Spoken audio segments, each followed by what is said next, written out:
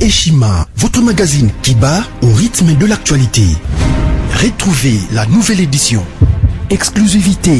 60 ans après l'indépendance, État de droit sous le leadership de Félix Antoine Tshisekedi.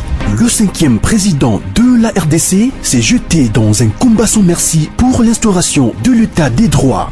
Contre vents et marées, Fachi Béton décide d'en finir avec une politique d'impunité. Félix Antoine Tshisekedi, porte-étendard d'un avenir radieux pour la RDC, un plan quinquennal largement tourné vers l'amélioration de la situation globale des Congolais.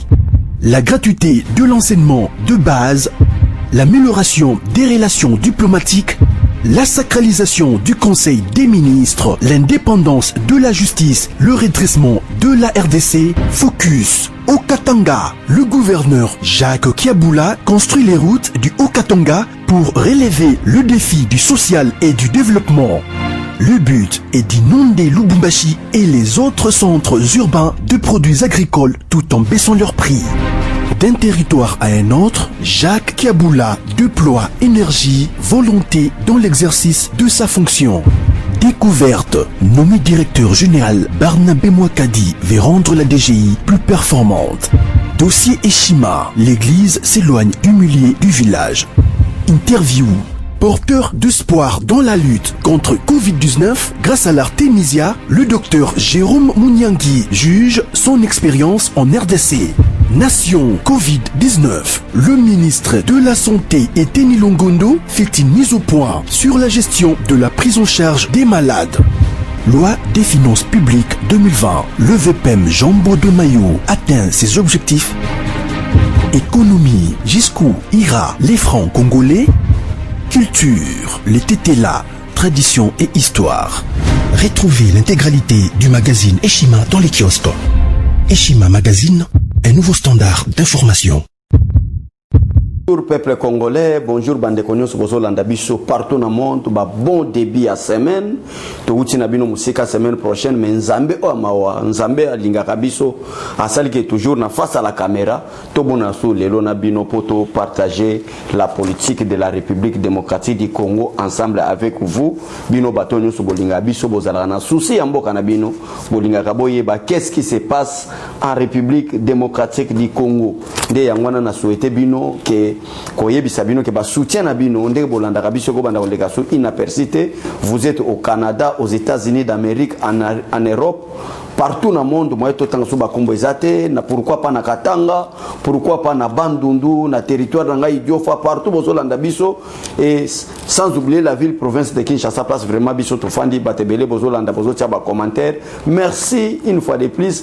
Bon début de la semaine. Nzambe ya malola ya lola apambola biso poto kende na semeno elongo na Nzambe abate la biso na mokonzi ya mboka na biso o Nzambe alola yoke biso mawapo na kopesa biso président Félix Tshisekedi comme chef de l'État avec son cœur, avec l'amour, avec sa famille atiango ensemble pour na kotonga Congo et kende liboso. Lelo na ligina lobela discours ya Fayulu parce que Fayulu a outi pendant 5 mois na confinement aux États-Unis. On a comme si il y a un problème. Il y a comprendre qu'est-ce qui se passe maintenant en République démocratique du Congo. Le lot faut la commis muta tantôt plus tôt. Parce que il battait au juste à Linginini, au juste à Senginini.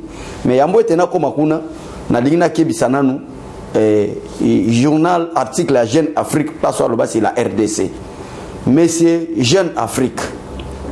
Journal na yo otiango te pona osala ba base na ba réseaux sociaux. Journal na yo tiete pona kotia ba commentaire à lokuta. Biso peuple congolais to soutenir Félix Tshisekedi parce que tous en expérience ba politicien congolais. Nous avons confiance à 100% de notre leader président Félix Tshisekedi. Alors cessez na ba discours au bino boko pesaka ba ton article ya bino à Jeune Afrique koloba été présidence de la République na mois juillet seulement a consommé 17,6 millions de dollars américains car en mois de juillet. Non, ne donnez pas de fausses informations, Jeune Afrique. Vous pouvez savoir information à solo. N'ayez pas que vous instrumentalisé par les Français dans quelques pays Europe, ensemble na batu ya FCC, bazo ko corrompre bino na mbongo pour donner des fausses informations au peuple congolais. Depuis que le Congo est Congo, tous on nous présenté à l'occurrence de papa Kassavou to tchaye parce que ça papa mo respect belé notre héros national décoré par président Félix Tshisekedi. En dehors il y a papa na biso Kassavou de 1965 Mobutu asali coup d'état si les lotos à 2020 na ba président no sotoligi muto to ko monake ya di sérieux plus que du sérieux c'est Félix Tshisekedi oya ko bima na voyage ake mbongo bima par exemple $20,000 bah ça les $5,000 $15,000 les na banque c'est seulement le président Félix Tshisekedi.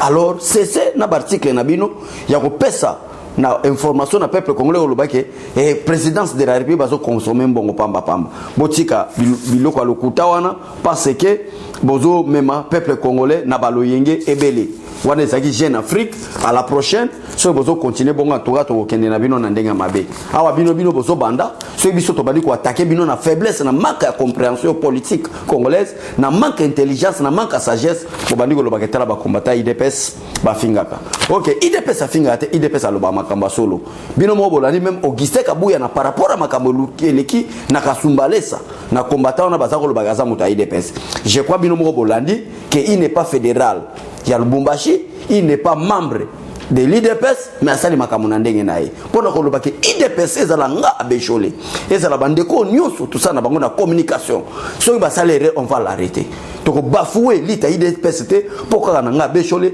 pourquoi na communicateur mo IDPS mais la lutte de l'IDPS est dédiée au peuple congolais. Dès que vous parlez du président de la République parlez si vous avez raison mais dès que vous allez ba makamba lokuta en tout cas biso to ko tika ngote to ko cesser na ko attaquer bino et deuxièmement la ligne qui madame sénatrice Francine Muyumba. Mais pourquoi vous adressez une lettre à un sénateur américain? Est-ce que vous ne comprenez même pas que madame Francine Muyumba, vous ne comprenez même pas que vous violez même vos propres textes au Bobenga règlement d'ordre intérieur? Quand est-ce qu'une sénatrice comme toi peut répondre dans le Sénat américain? Peut-être on a écrit. Toi en tant que présidente de la commission socio-diplomatique, ce qui commission des relations extérieures et à Sénat, bah comme elio, ndiye koki ko répondre parce que aux lettres administratives, o yena kombo na yo en tant que présidente de la commission des relations extérieures. Mais le Sénat américain a adressé à l'administration Trump. Sénat américain va adressé na gouvernement américain. Pour la République démocratique du Congo et le numéro 1 de la diplomatie congolaise. Mais c'est le président Félix Tshisekedi a acté déjà à CPL. Mais qui est qui, Francine? Qui est qui? Je te pose maintenant la question. Pour nous adresser la confusion. Na bonne marche de l'institution où le président de la République a travaillé pour l'intérêt du peuple congolais. Qui est qui, madame, s'il te plaît? Vous violez même vos propres textes. Règlement d'intérieur Nabino. Est-ce que le Sénat américain va commettre le gouvernement congolais? Non. Est-ce que le Sénat américain va commettre le même pays Nabino? Non. Est-ce que le Sénat américain va commettre le Parlement congolais? Non. Le Sénat américain va commettre le membre du gouvernement, c'est-à-dire secrétaire d'État américain, secrétaire au Trésor, pour travailler en partenariat dans la République démocratique du Congo, pour que bateau nyonso bazana kati ya bamagui parce que bon fonctionnement mboka esal mamalamuté. Mais qui est-il pour aller répondre? Manque d'intelligence, manque de sagesse. Après Tokoloba, bobandi ben intimidation na ba télévision, na ba téléphone, bobandi ko intimidation ko kanela. Biso to sali lito to zaki opposition to banga binoté. Ko constater que so za moi sénatrice c'est yo Francine, c'est Francine so za sénatrice ne to banga te, to détailler yo. To luka ko par contre to kende plus loin. To e batata non nani maman non nani parce que tout Congolais doit d'abord travailler pour l'intérêt du peuple. Dès que to zo mona ba lettre na bino pour contredire la vision du chef de l'État et kopesa biso kanda to ko banda hôtel bino tina suka wana zaka ba avertissement avant na koloba discours ya faulu. Donc tu dois faire beaucoup attention madame Francine Mayuma sogi nani o azali présidente ya commission relations extérieures na Sénat. Et pour na kota avant to kota dossier na biso na lingina expliquer na nous peuple congolais que Joseph Kabila azali na koluka sérieusement rencontre entre le président de la République démocratique du Congo et Arzarias Robero.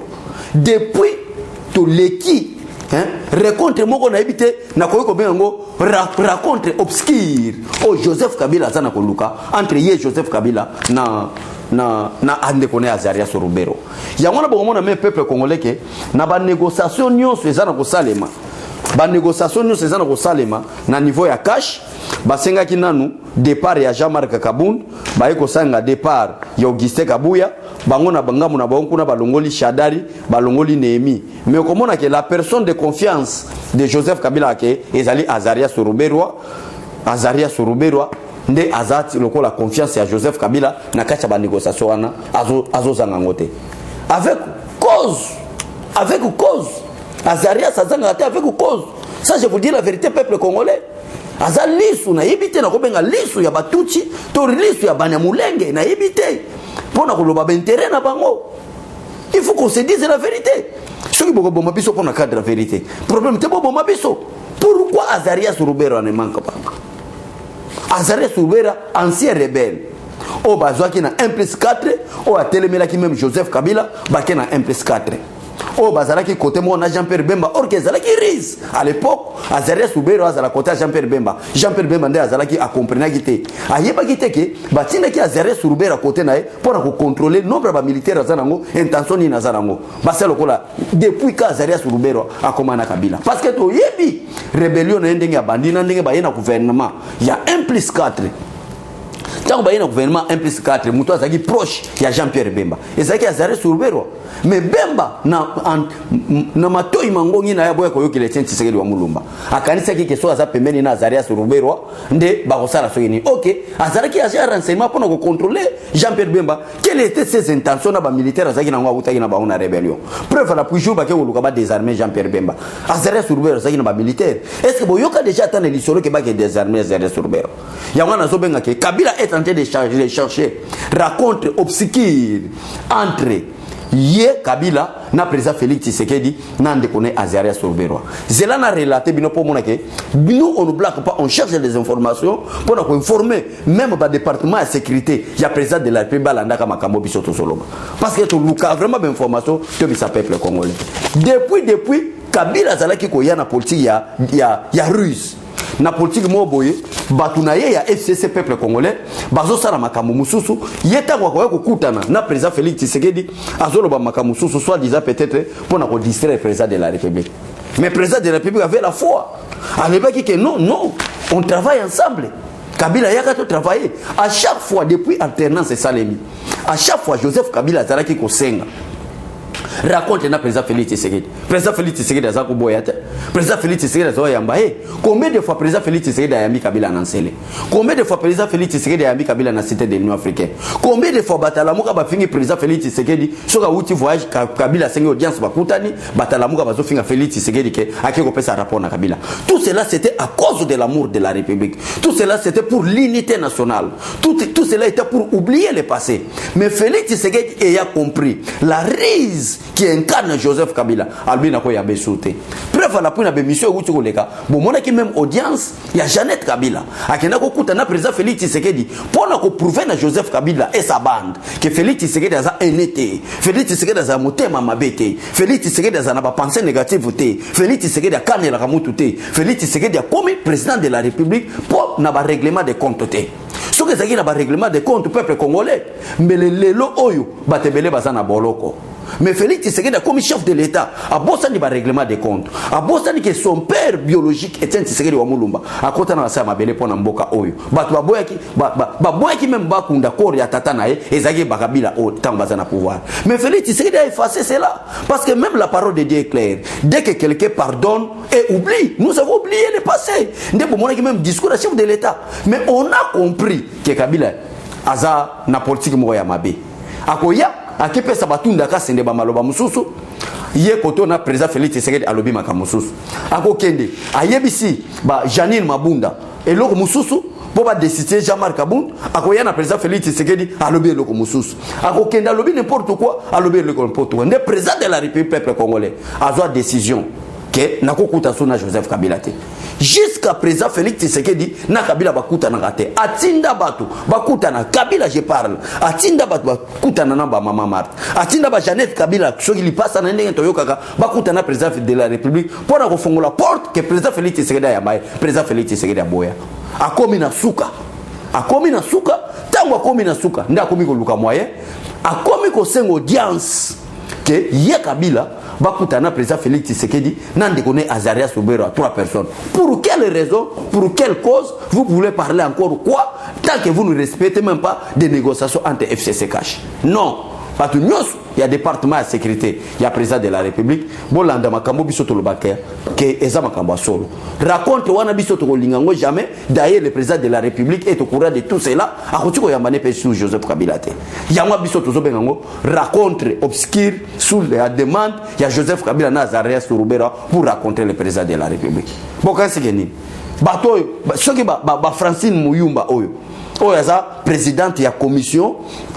Il y a relation extérieure. Alors qu'il ne faut contredire ce que le président a déjà accepté. Ou déjà président a eu acte. Et ça, à cause de vous, bata FCC, avec votre autorité morale, Joseph Kabila. Pourquoi vous demandez encore l'audience? Que vous ne coûtez un président de la République. Dès que vous avez audience, président de la République a bangoté. Audience wana toko tiko CPA nangote. Ce que vous voulez que bino bata FCC boza contre Félix Tshisekedi. Bino bata lamuka contre Félix Tshisekedi. Alors, vous voulez que Félix Tshisekedi a sa selle. Félix Tshisekedi a sa selle. Félix Tshisekedi a sa d'abord avec les dieux tout-puissants et le peuple congolais. Nous, le peuple là, on a déjà compris que l'homme qu'il faut soutenir, l'homme qu'il faut parler, c'est le président Félix Tshisekedi. C'est pour l'intérêt de nous, les peuples congolais et l'avenir de nos enfants. Merci beaucoup. Raconte la Kabila Waneza, raconte moko obscur, bisotoko kotangote. Yangwana pona kochite na lingina lobela nanu discours ya Martin Fayulu. Viens na Fayulu. Tu aviez to yebio, to yebi ningo zako ya kuluke chen Tshisekedi na limite to yebio. Mais to komi ko comprendre, o komi ko bosa na makambo ebele. Fayulu. Awa nanu avant de commencer, ba kamba discours ya Fayulu. Awa nanu yo Fayulu o bandaki ko lobake cour constitutionnelle. Eza cour moko ya mabe. Eza cour moko Kabila nomaki bato nommé. Kabila tchaki bato naï. C'était tes propres paroles. Viens pourquoi comme muta tantôt plus tôt. Yo eza ki maloba na yo moko. Ba vidéo ezali. Récemment au boyi cour ya Kabila. Obi tous les membres ya cour constitutionnelle oyo baza ba incompétent, baza bato Kabila tchapo na ba intérêt à Kabila. Et aujourd'hui Félix Tshisekedi change les membres de la cour. Vous contestez toujours. Mais je ne comprends plus rien, mais c'est Fayulu. Et ça pour parce qu'au passé 5 mois, les États-Unis na confinement, coronavirus et matin qui na mémoire alors, on se bosse na susu, makabuyo moko lo bakatoni. Lelo, okomi koboya na cour ya président Félix Tshisekedi. Peuple congolais partout dans le monde. Nyonso Félix Tshisekedi a sala pour intérêt peuple congolais. Batuluko la ba Martin Fayulu, ba Adolphe Muzito, par on dit marate. Lelo vous acceptez Dio, ya Martin Fayulu na Adolphe Muzito, vous acceptez. Mais si c'était Félix Tshisekedi peut-être avec Peter Kazadi, bolinga bolo bake tala ba fera baluba wana. Awa batu bazo animer tribalisme. Batu bazo animer politique à haine. Ce sont vos deux frères d'Ibandund. La personne en parle du tribalisme. Si c'était Kabouya qui partait avec le président de la République Félix Tshisekedi aux États-Unis, mais les batu bandi kobima, pourquoi Kabouya il est qui kokenya président Félix Tshisekedi tala fera baluba. Nous sommes là pour que chama kamunyo soit clair. Ni contre Moutou, ni contre l'institution, mais que chama kamunyo clair, c'est pour la nation congolaise, c'est pour l'intérêt de notre pays. Donc ça la politique il y a 2 poids 2 mesures. Donc ça la politique il faut soutenir aveuglément. Ah obino boganga tribalisme. Ce qui directeur cabinet président Félix Tshisekedi zaki muluba mais le lelo peut-être yeso aya pour kozwaka Congo. Ah wa bopoza ma ni bale makasi. Et na Martin Fayulu, na Adolphe Dibandu. Si Dibandu non. Mais si c'était Félix Tshisekedi. Tala na ba discours na bango. Osomona ke bazo ya na ba discours mo opposition te. Bazo na ba discours moko ya réconciliation te. Bazo na ba discours moko ya sauver peuple congolais te. Mais bazo na ba discours moko ya haine. Quand Adolphe Muzito parle que non, peuple ayoki, boyoki, binonyo so peuple boza contre gouvernement en place, peuple investisseur bakoyate. Si on investisseur bakoyate, moi bato bazo lande wana moi 100 personnes wana, bako landa kai. Bako zo misala ndenge ni. En attendant lui-même fil ancien premier ministre a Tony Mboka Oyo.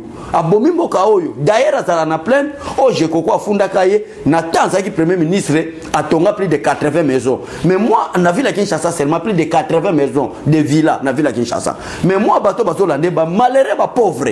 Bazo comprendre été. Donc tout le monde au Azolanda, Maloba, il y a Adolphe Muzito, au Azolanda, Maloba, il y a Martin Fayulu, c'est-à-dire c'est un homme inconscient. C'est un homme inconscient.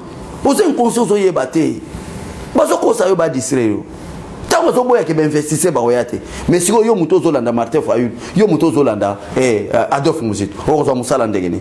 Parce que Missale Yaka, tant que vous avez investissé, pour nous voyez, Sabino que vieux Fayul a commis tantôt plus tôt.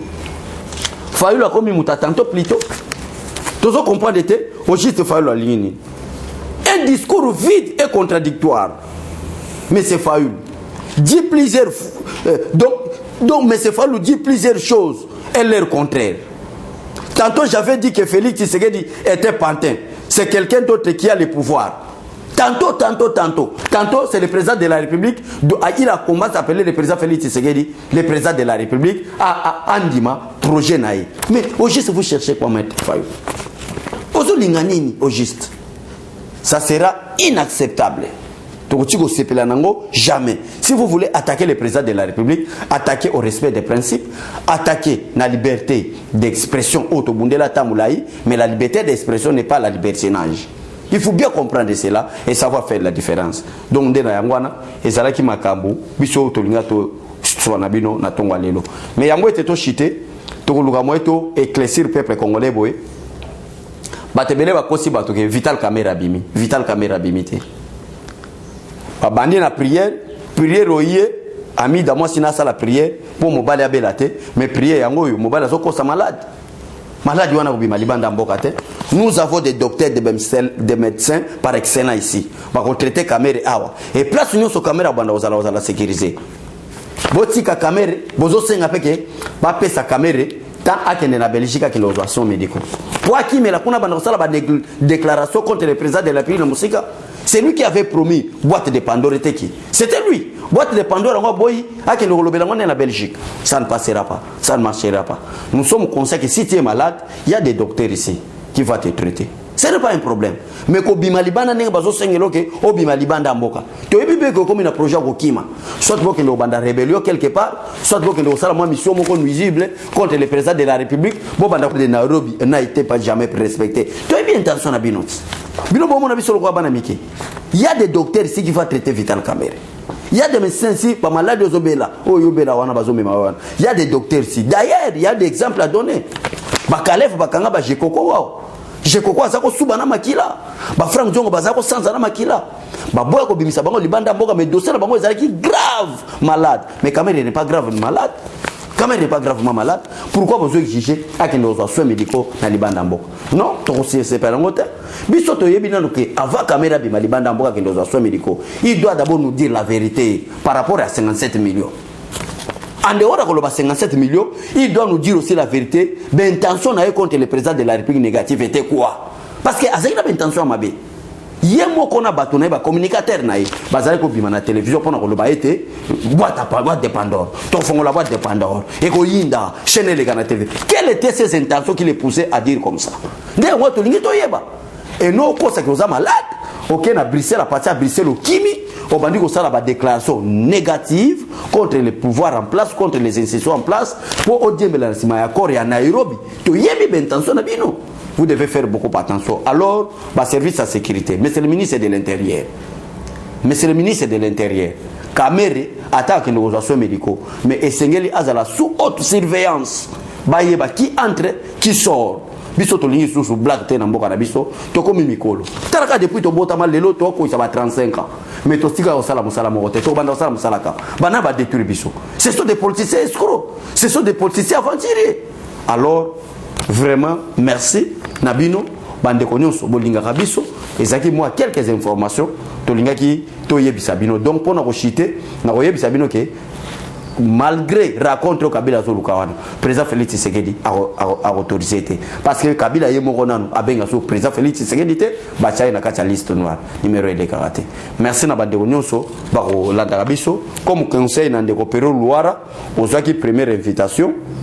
Ok, lancer la deuxième invitation. En tant qu'un bon citoyen, vous allez avoir raison, vous allez avoir tort, allez se présenter, défendre les propos na Lobaka, que Baba Naoya comme numéro mandat d'amener, ça ne sera pas bien en tant qu'un grand journaliste. Merci beaucoup, peuple congolais. Merci beaucoup, Bato Bandekonyoso, Bolanda Rabiso. Merci beaucoup. Bonne continuité à partager avec mission Abiso, Nzambe à Lola, à Pambola Bino. Que Dieu bénisse la République démocratique du Congo, que Dieu bénisse les peuples congolais, pourquoi pas son excellence, mais c'est le président de la République démocratique du Congo. Au revoir, bye bye et à bientôt.